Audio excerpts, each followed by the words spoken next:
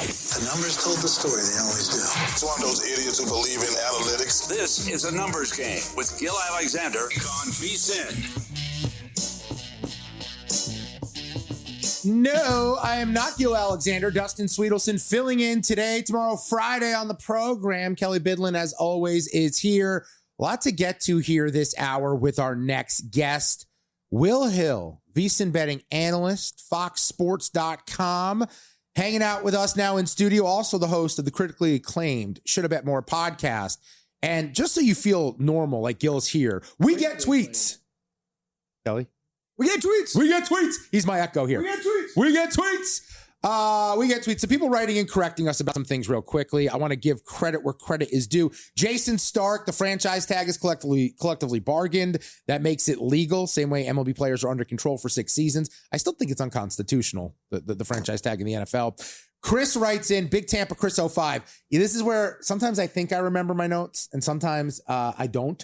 I said the offense for Tampa Bay was going to be half Josh Grizzard, half Zach Robinson. It's half Liam Cohen's offense, Kelly. There you go. Which makes a little bit more sense. That was more successful there. More tweets coming in at VSiN Live, at Dustin Sweetelson, at Kelly Bidlin. And now you can follow our next guest on X at not the Will Hill. He is Will Hill. What's up, buddy?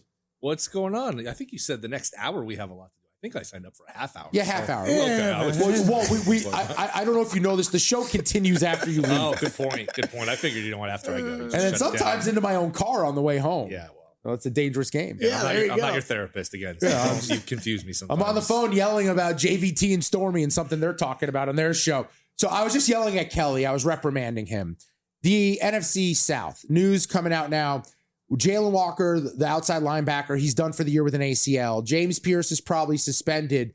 But Kelly tells me that you kind of side with him. You think the Falcons might be worth a look at 4-1 to win the division? Yeah, I think you can get a little over 4-1, which I like. But it's not a division where you're going to need 11, 12 wins. I mean, the division winner last year had 8 wins, and all right, everyone loves the Saints. Maybe like I know the schedule. Everyone, Shuck played well. Maybe that team will pop, but Tampa did not play well the second half of last year. And, Carolina, are they really going to duplicate it? So I just think it's kind of a low bar to win that division. There's a lot of talent. I mean, how long have we been waiting for Kyle Pitts? They got some skill guys. They got some guys on defense. And I don't care what you think of Stefanski, even if you think he's maybe a little overrated. He's a 2-time coach of the year. Going from Raheem Morris to Stefanski is a massive upgrade. Morris didn't even know when to call timeouts, things like that. And plus, let's just say it's Tua. You're keeping him indoors. He's not playing in New England or at the Jets or at the Patriots where you get these 25-degree games and he's warming up and the game is over and he can't throw the ball 13 yards. You're at least keeping him in his habitat. So, I don't know, could they go 9-8, 10-7 and steal a division? Crazier things have happened. I think that 4-1's a little too high. Now, to be fair to Dustin, have you bet it? Have you bet it? Because I have not bet it. I don't think I've bet it yet.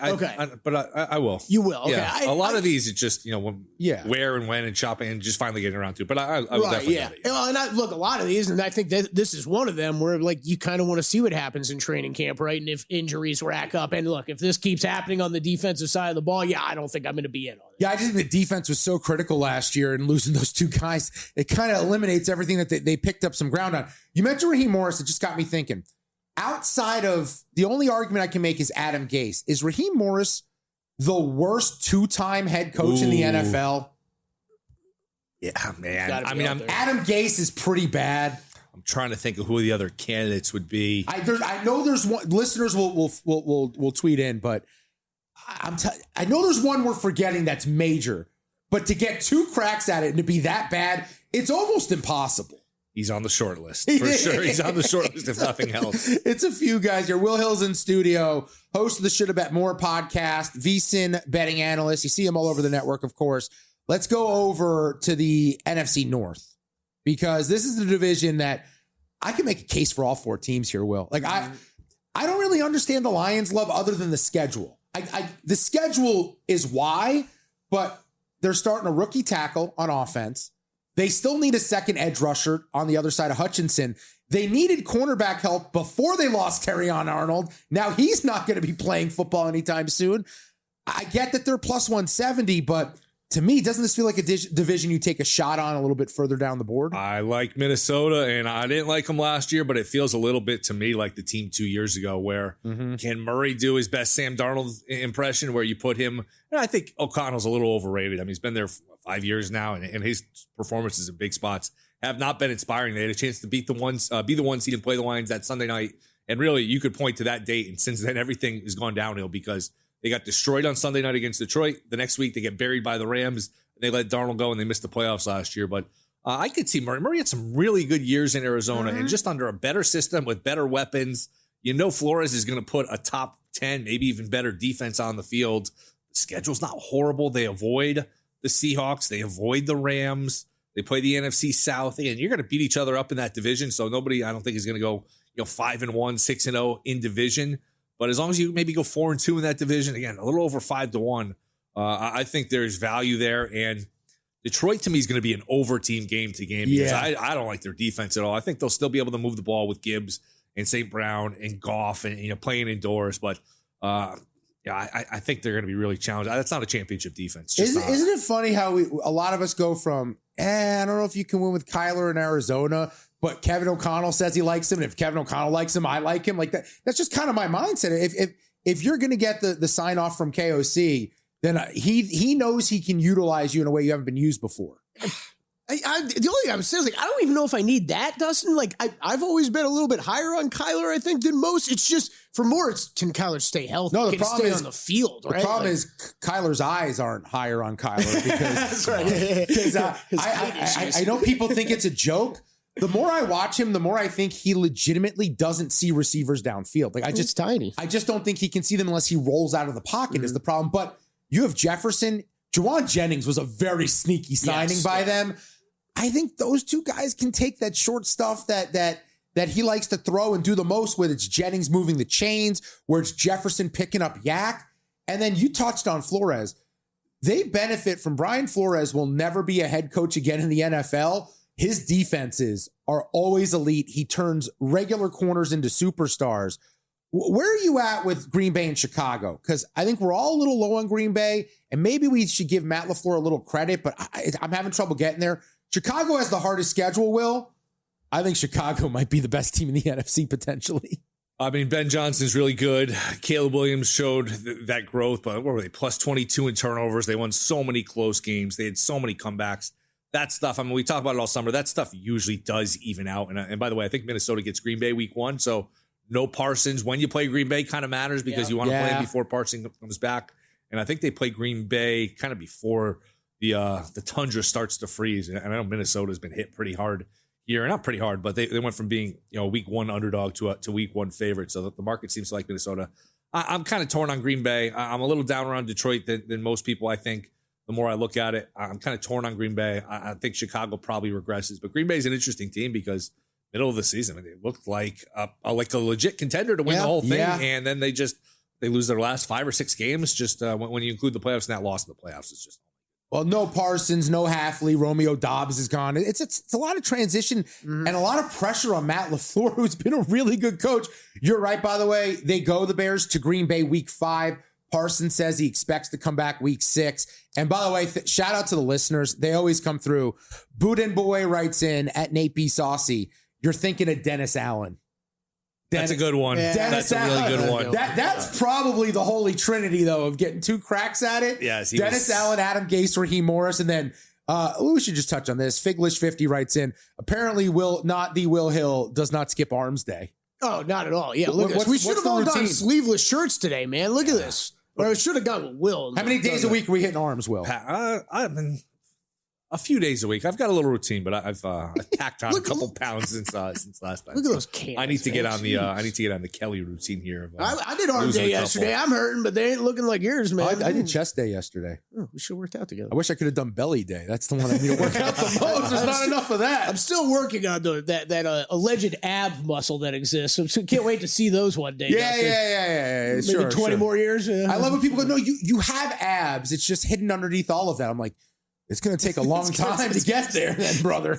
Will Hill's in studio hanging out with us. We're going to do a double shot with Will. We'll do some baseball. I'm going to jump in real quick, Dustin. The NFC North bets have that you guys have made. No, I haven't placed Have any. you made anything? I did make the Vikings one. You made the Vikings Yeah. one. So I do think it's another division. We've talked about this before, Will. See it pretty similar to the South. It's just opposite, right? Like all these teams, I think, are more bunched together than what a 5-1 on the Vikings would indicate. I think you've made make a stab at the Bears. That's a good one. The one bet I made on the Bears, you might like this one, Dustin, over their total points scored for the season. So 415.5, where I'm just isolating that on the offense. I don't need to worry about where they finish at in the division. I don't need to worry about the win total. Just worry about that offense continuing to hum, which I think they're going to do just fine. It's two separate conferences, obviously. But explain to me how the Vikings are plus 154 to make the playoffs, but the Steelers are plus 140 to make the playoffs. Yeah, different conference. By the way, I did bet this too. Vikings 22-1 to be the 1 seed. I don't think it's crazy. Okay. I mean, they were there with Sam Darnold a couple of years ago. I regret when I look back at the VSiN NFL betting guide, because I had the Giants over 7.5 wins. I wanted to have a long shot in there as a playoff team. The Vikings are a playoff team. Like I think they're at the very least a wild card team, but you're right. They can win this division. And a lot of this stuff, obviously, when we talk about these teams till we're blue in the face all summer, you lose your quarterback. Now, maybe McCarthy can be okay, but if Kyler Murray loses, he can't. He can't. Come on, as a Vikings fan. He showed some I was never a fan of the pick, never a fan of him. He showed some progress at the end of the year. I mean, I know it was like the Cowboys late in the year on a Sunday night. He showed some seeds. Okay, I at least see it, but you have to caveat all of these statements. Well, you know what? If you lose your quarterback, you're done. He's better than Max Brosmer. I can say that. Here you go. But I like Max Brosmer is maybe the worst thing I've ever seen on a football field. So. Yeah, well, one of the best things you'll see happen at Yankee Stadium last night. Have the Bronx Bombers found their savior for the rest of the way for their offense? We'll ask Will Hill about that when we return on A Numbers Game.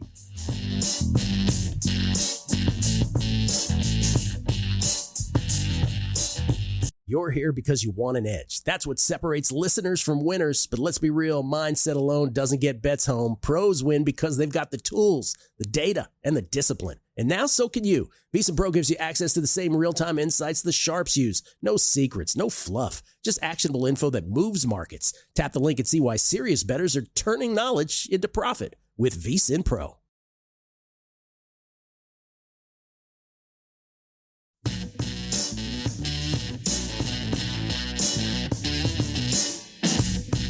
A Numbers Game on VSiN, the Sports Betting Network.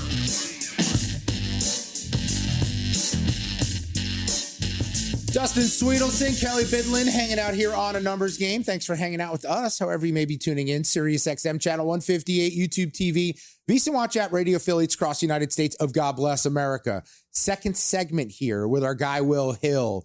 We went football first. We got to talk baseball next. He will be a part of Bet Bash later today, live taping of the Bears Bets podcast, I believe. That seemed like more of a question, but yeah, I think so. Now I'm like questioning. I don't know if it's is it a live show or is it a live taping? I don't know. I don't know what we're doing. I think it's a live show. I think there's going to be audience members there. So really? Wow. Okay. I think we'll all find out at the same time. Apparently, maybe we'll storm the stage then. Yeah. Look. Hopefully, no one throws a shoe at you like the president had a while back. All right. Last night you were traveling. Your family's with you here in Vegas. Were you able to see any of what went down with the Yankees? The debut of George Lombard Jr., he turns a couple double plays. He hits a home run where, he looked like he was ready for that pitch his entire life. How do you feel about what you saw last night from the Bombers? Yeah, and I don't know if you saw this, but his brother, I think, made his pro debut in like single A and hit a home run. Yeah. Same exit velocity, same launch angle, which is just almost bizarre.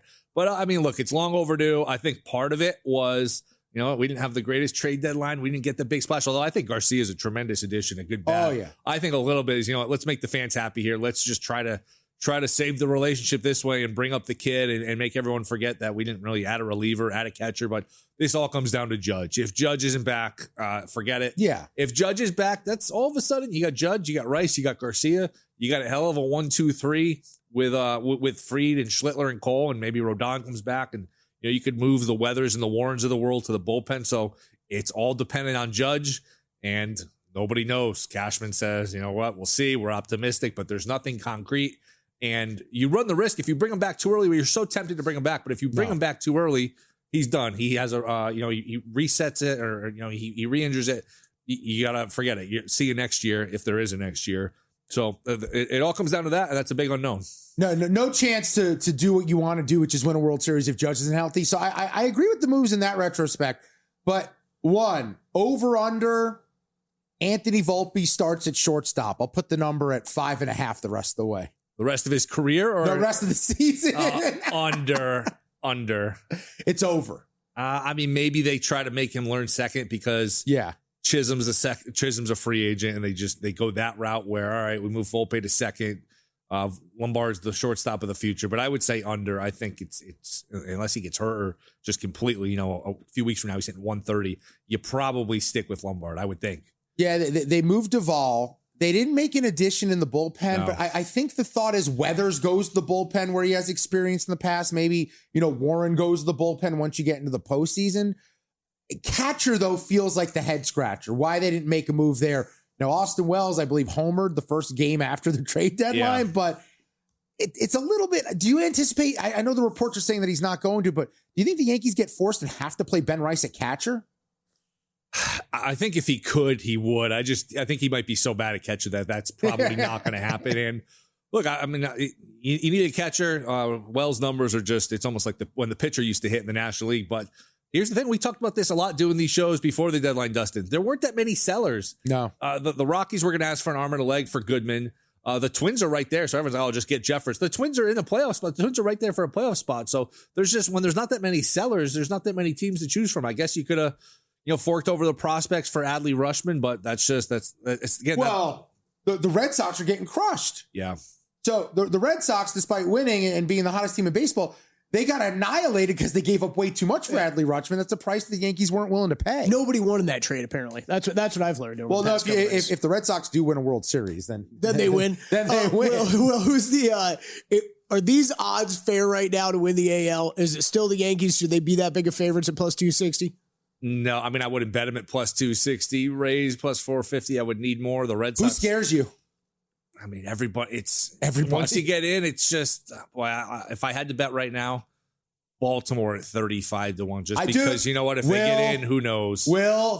I've been doing it all season. I'm so wrong about this Orioles team. I have them at the same number to win the World Series and the American League. That's how disappointing they've been. Hey, it's the American League, a good week, and all is forgiven, and you're right there. Well, how about Texas? Texas gets swept by Houston. They go from buyers to sellers. I know. And just a week ago, it looked like they put the finishing touches on Seattle. They won 3 out of 4, had a chance to sweep them. They lost that Sunday game. Then they played terribly since. I can't do it with Texas. They've drove me nuts for 2 years now.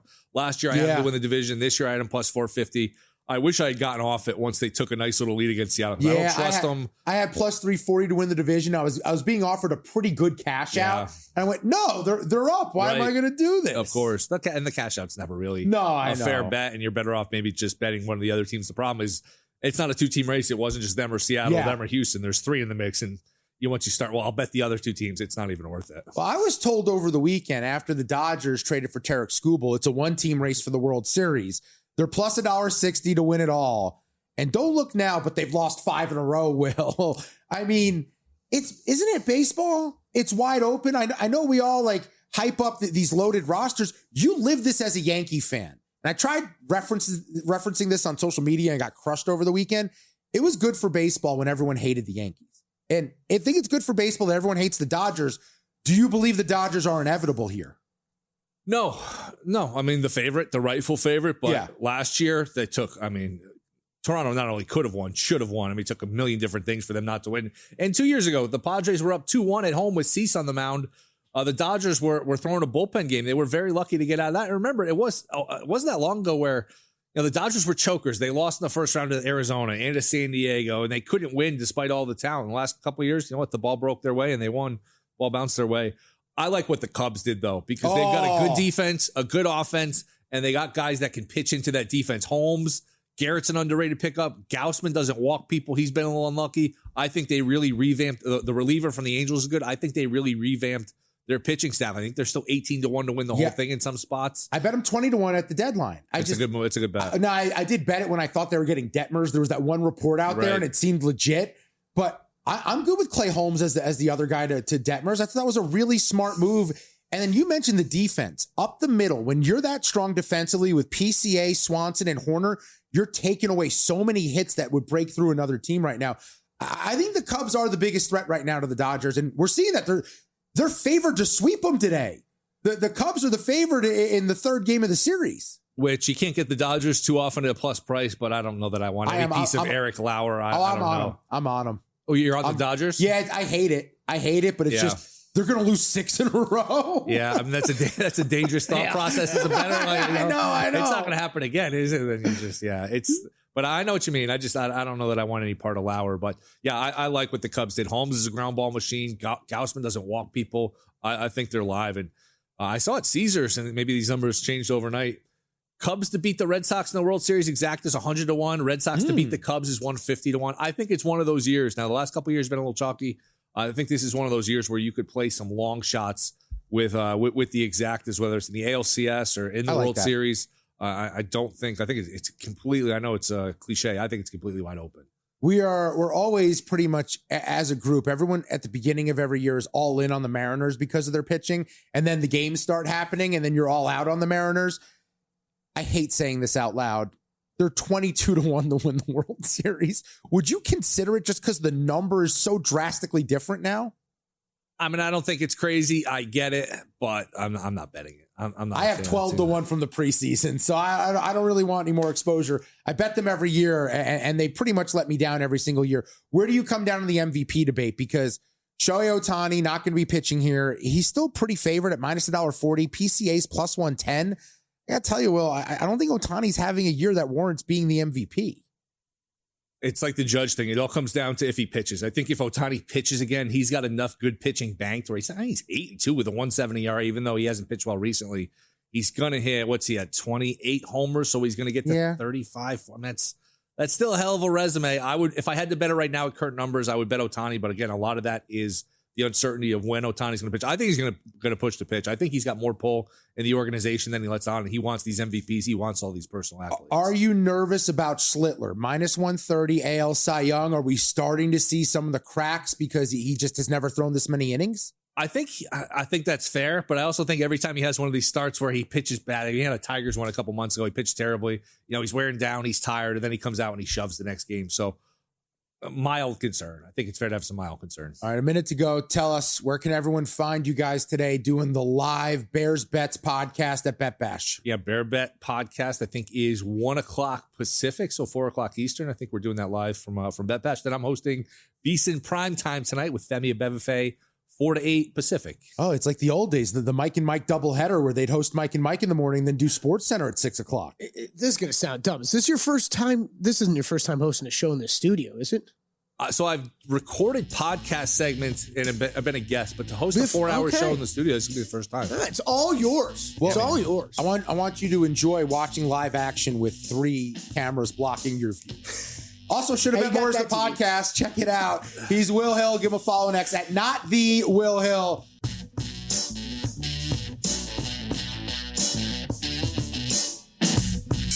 A numbers game on VSiN, the sports betting network. Come with the kick drum. See if we can get that movie reference for you. I'm Dustin Sweetelson. That's Kelly Bidlin. We will examine the quarterback tiers put out by Mike Sando of The Athletic later on in the program. Still to come, Kelly found a fun market to go head-to-head with win totals in the NFL. The ones that jump out to you that might be worth looking at as we get set for the NFL season. The Hall of Fame game right around the corner on Thursday. It's Carson Beck versus Kenny Pickett. And when you're drafting your fantasy teams this year, if you wind up with either of those, things have gone very poorly for either the Panthers or yourself, one or the other. Right, yeah. I like to say this, Kelly, and by the way, you can tweet me your answers at Dustin Sweetelson, at Kelly Bidlin, at VSiN Live. I can tell everything I need to know about a person based on their favorite cheese and what type of toilet paper they purchase for their home. Everything I need to know about you, I can tell with those 2 things. I also feel like the next thing I'm going to say is a great way to identify who someone is. How you approach putting together a fantasy football roster says everything that I need to know about you. For example, I am a running back hoarder. I will have starting running backs on the bench before I have like wide receiver 2 sometimes. I am someone that just, and it's an old school mentality that has not done well for me. but I don't want to have to deal with screaming bad running backs. And to help us put together our rosters this year, our guy Nick Whalen's going to join us, RotoWire senior analyst at Whalen. You can find him on X. The L is a 1. And he comes up after us on Prop Points with Jeff Erickson every day. Nick, if you're going to give me your identity as someone who puts together many fantasy rosters, how would you describe yourself as a fantasy owner?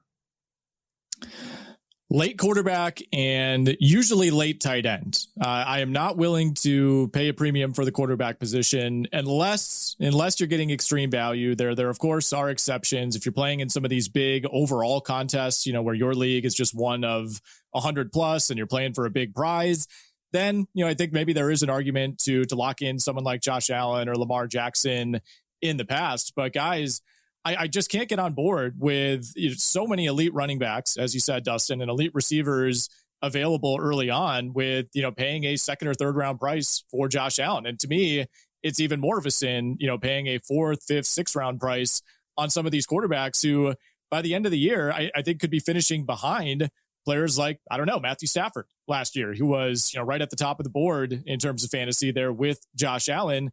Jared Goff is another guy I really like. You can get him well after pick 100. Brock Purdy, Trevor Lawrence are widely available in that range. I will tell you, I have an embarrassing amount, a questionable amount of Kyler Murray already on my fantasy teams. I am all in on Kyler Murray, Minnesota Viking. And again, this is somebody you can get in the 10th or 11th round in a lot of drafts. So I like to wait on quarterback. That has served me well for the most part in the past. And this year, guys, look, I'm not going to tell you not to draft Brock Bowers because maybe he comes out and has the greatest tight end season we've ever seen. He's certainly capable of that. If you took Trey McBride early last year, yes, it worked out. But again, I don't want to be drafting a tight end in the middle rounds. I think you're sacrificing a ton of value when, hey, you could get Mark Andrews, who has been a perennial top 5 tight end with the exception of last year in the 11th or 12th round sometimes. Yeah, I just fired up a fantasy league for the first time in years, Nick. I as well ended up with Kyler Murray, which I was not surprised about at all. I don't want to say it was a strategy, but I was very okay with getting him late. I'll put it that way. The other one, you sent us over a list of running backs, and I think for kind of the basic fantasy strategy, Dustin, how do I handle things? This always used to be something of mine too. I'm avoiding older or injury-prone running backs and running backs just on bad football teams. Well, and Nick, you sent us a list of 3 running backs that you're trying to avoid early, and I think all 3 of these kind of check that box.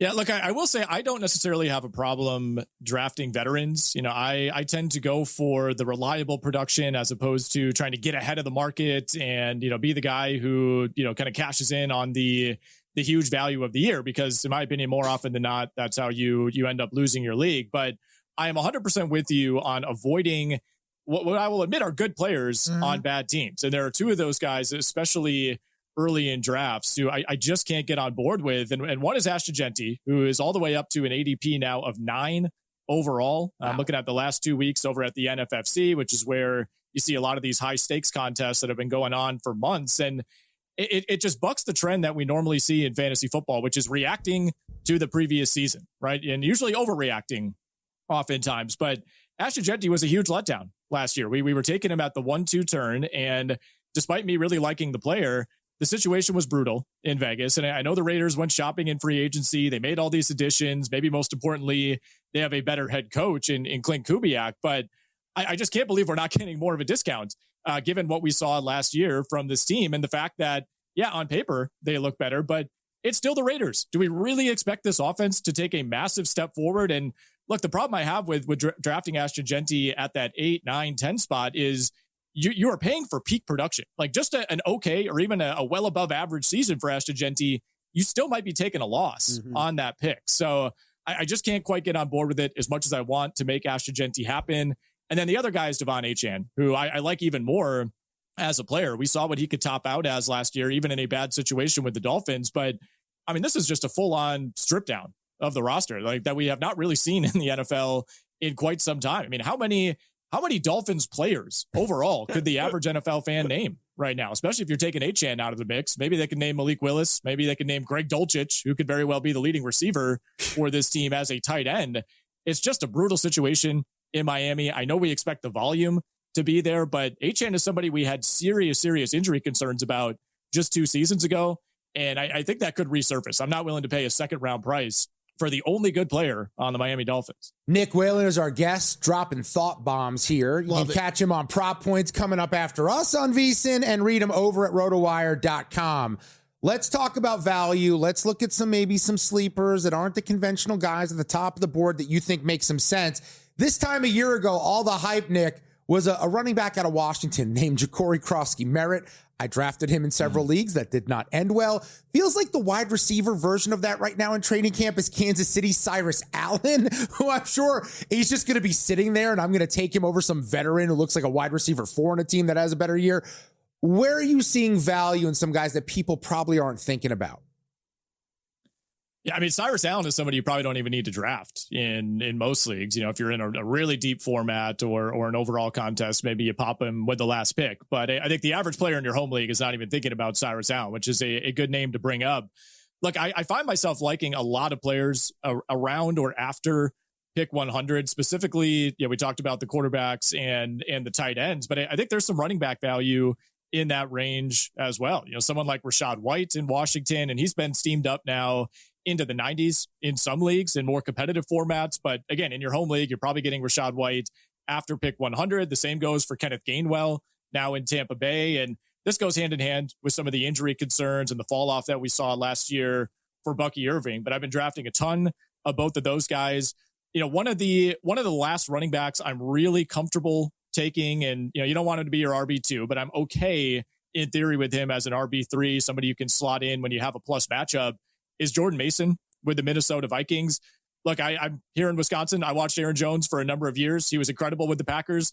This is not the same version of Aaron Jones. He's had health issues throughout his entire career. I don't think that's just going to magically disappear as he gets into his mid-30s. It crept up once again last season. And look, I told you I'm all in on Kyler Murray. I'm all in on this Vikings offense taking a huge step forward. I think that trickles down to Jordan Mason, who had some really, really nice advanced numbers last year, but was kind of sucked into this black hole that was the Vikings offense under JJ McCarthy and Carson Wentz. So I think we're seeing some other players for Minnesota rise based on that Kyler Murray led optimism, but you can still get Jordan Mason in the 10th or 11th round. All right, Nick Whalen, Wisconsinite. Before you get out of here, what's your favorite cheese? Dustin led us into that. Did we have this conversation with Nick last time? I don't believe so. Nick Whalen, what's the best cheese? I should start asking every guest. You really should. I feel like this always comes up, whether it's like movies or something like this. I'm not a big cheese guy. I'm really not. I'll eat cheese. I like cheese curds quite a bit. But I'm not putting cheese on most things. You know, if I'm eating lasagna, for instance, obviously I'm willing to indulge, but I'm not going out of my way to add cheese. Like when you ask me what's your favorite cheese, like I'm scrolling through like some of the default names I know. I do not have a go-to answer by any means. I'm not a huge cheese fan. Don't worry, Nick. Dustin has the answer for you. Consider this. What is it? Just consider the source here. That's the dumbest thing ever said in the history of VSiN. I just want to be very clear. As someone who had the record for a long, you don't like cheese? Oh man. I will eat cheese, but I am not going out of my way to consume cheese. Cheese if I have fries. the option, I'm probably not putting cheese on something. You represent your state so well. Born in Green Bay? Self-hating. Born in Green Bay, Jacksonville Jaguar fan. Dude, you're a self-hating Wisconsinite. We're revoking your privileges. We look forward to prop points later on today after us on the network. Thanks as always, Nick. Appreciate the time. Yeah, tough way to end the segment, guys, but appreciate you having me. So I saved the tough question for the end.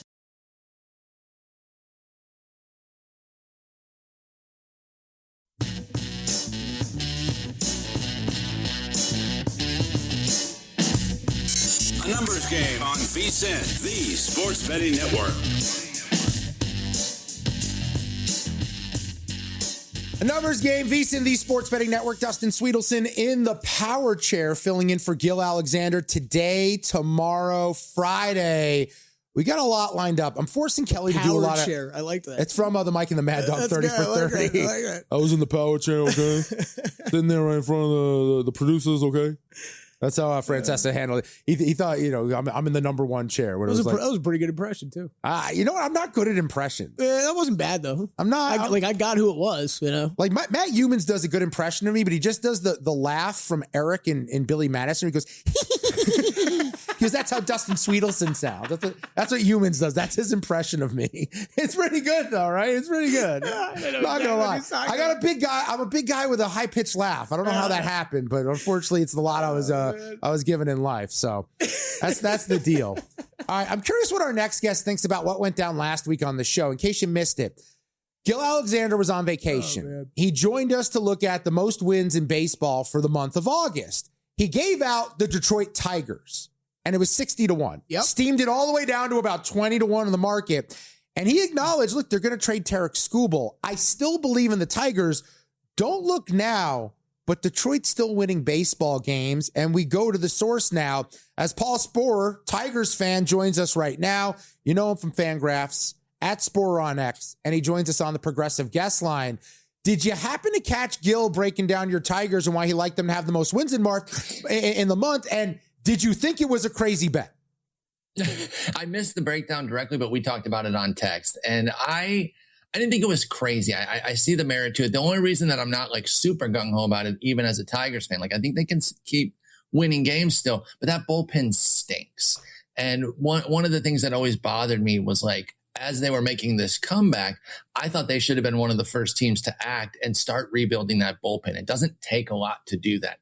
You can do that in late June, early July. And if it doesn't work, even maybe flip those guys, right? Just go get some waiver wire guys, maybe a trade for somebody from like one of the terrible teams out there. Maybe jump on the Mets early. They had relievers for days.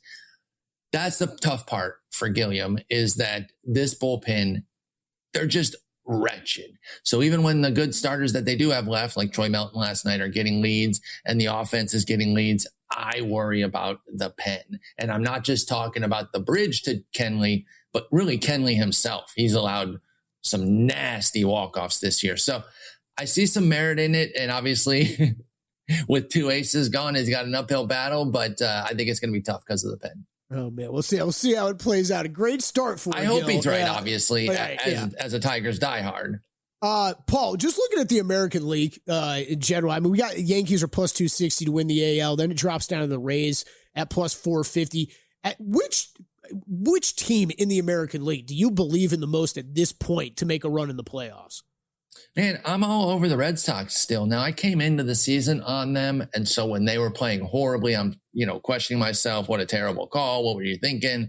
And so then when they came around, a little bit of confirmation bias, like, yes, this is what I was thinking. But also, I think they were getting to their level.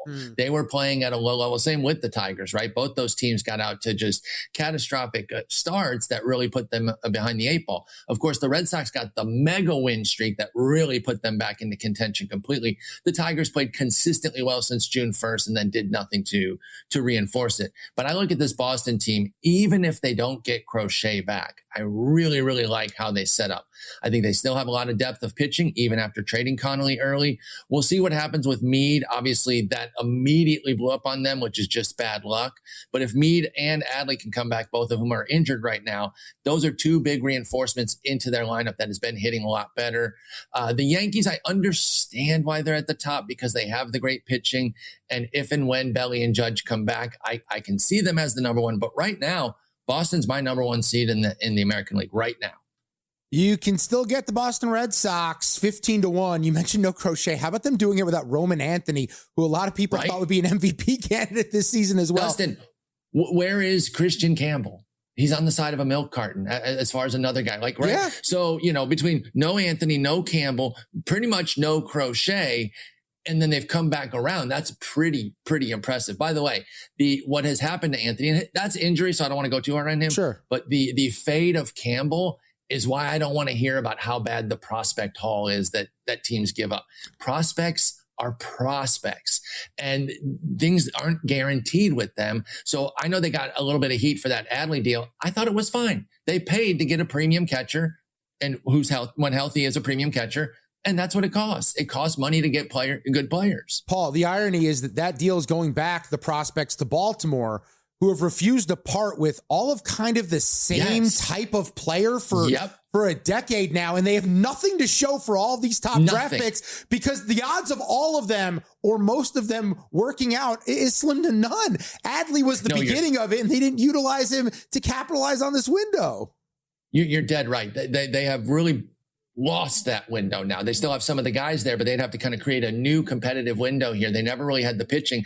I thought they were going to follow the Cubs model with the Bryant, Baez, Rizzo era, which was build the foundational hitting, which they had with Gunnar and all his lookalikes. All those guys kind of look the same with that moppy hair and the really good athletics, but they never brought the pitching. And when they didn't re-sign Burns, and I know he blew up, right? He probably would have just blown up with them too, injury-wise, but like they didn't re-sign him. They didn't go out and be aggressive. The ownership even gave the Orioles the go-ahead on money, and Elias said, no, I want to do it this way, with one hand tied behind my back. I don't know what they're doing in Baltimore, but they do get another group of prospects here. We'll see if they can turn that into anything. But I think the prospect hugging has gone too far. I was glad to see that things loosened up in this deadline. We saw 10 top 100 guys go, and I like that. I think you should be trading prospects when you have a real chance to do something. Paul Sporer is our guest. Fangraphs.com at Sporer on X is where you can find him. Speaking of prospects, the Detroit Tigers acquired a few from the Dodgers in exchange for Tarik Skubal. They lose the Dodgers. Skubal's first start at Wrigley Field, first one in a Dodger uniform. Cubs are going for a sweep today. The Cubs are favored to complete the sweep. Your perspective on the Dodgers, because Paul, while I love what they did, because I think having a team to hate is good for baseball. I think having a team going all in is really good for the sport. You always need an enemy here, and dynasties are actually good for baseball. But they're plus $1.50 to win the World Series. You've watched baseball your whole life. It's never a sure thing that a loaded team like that finishes the job. Who would you anticipate being the biggest challengers? Well, when you're starting to look back, I think the NL is obviously much tougher than the AL there. So I think they're going to have a tougher road to hoe just in general. I want to say the Brewers, but we've been on this whole, why doesn't their stuff work in the playoffs? And I don't know if you guys are familiar with the YouTuber, Foolish Baseball. He does amazing YouTube breakdowns of baseball related topics. And he did one on the Brewers and basically said that they're bad pitcher merchants. And what the breakdown was that they beat up on the worst pitchers. And that's part of why their stuff doesn't work in the playoffs necessarily, or hasn't to this point. So while I want to say that team, I really think their chief rival in the Central, the Cubs, the team beating the Dodgers right now, poses the biggest risk to them, especially because they're going to keep adding by way of getting guys healthy, right? And a few other teams will too. But not only did they go out and make a lot of aggressive moves that I liked the Cubs, but they're going to get Ben Brown, Edward Cabrera, and of course, Clay Holmes, one of their acquisitions, are likely to come back. Now, nothing's guaranteed when guys are hurt, but if they get all three of them back with everything that they have, with the hitting and defense that they have, I really think this Cubs team is loaded for bear. And when they lost Cade Horton and Justin Steele this year, and they, two legs cut out from under them, I thought they were going to have a really tough time. The way they've managed in season, I've been super impressed with. I think not just because they're taking 2 or 3 right now and maybe a sweep today, but I think they have a chance to topple the Dodgers in October as well. Yeah. Can I play the award game with you guys real quick? I'll play both of you. AL Cy Young. Schlittler minus 130, Dylan Cease plus 110. These numbers seemingly just have not budged in 2 weeks now, Dustin. It feels like right. That. Yeah. Rasmussen down at 22-1, Logan Gilbert 40-1, everybody else 45-1 or longer. Would you guys go Schlittler, Cease, or somebody else? If you had to bet $100 today, I'll start with you, Paul Sporer. Yeah, I'm never taking the favorite in these when there's so much time left. Outside of an Ohtani thing, which even then it's why? Because it's probably minus 1,000. But I'm never jumping on these favorites when it's this wide open. Drew Rasmussen for me. I love him. I think he's a true ace. He's a modern ace, right? Because he is more of a 5 and dive 6 inning guy, but he's an absolute monster. And even though I hate that team performance plays a role in these individual awards, the fact that the Rays are good will help him there too. So give me Rasmussen. Dustin Sweetles. I like where your head's at just because Schlittler, I've been concerned about the innings all year long. He's never thrown as many as he's already thrown, and we're seeing it start to wear. Cease is the most volatile guy out there. Rasmussen at 22-1. Here's the one that I don't really understand. I think Gavin Williams, Parker Messick, both from the Guardians might have a case before it's all said and done. It's just Gavin Williams' ERA needs to be a little bit lower. But at the prices, I don't hate the idea of looking there. There's just not a lot of great options. Paul, appreciate the conversation as always, man. Everyone check out Paul on X at Sporer and over at Fangraphs as well. And who knows, maybe we'll be talking about your Tigers in the postseason still, even without Tarik Skubal. They did it in 24. Let's see if they can do it again. Great talking with you, gents. Take care.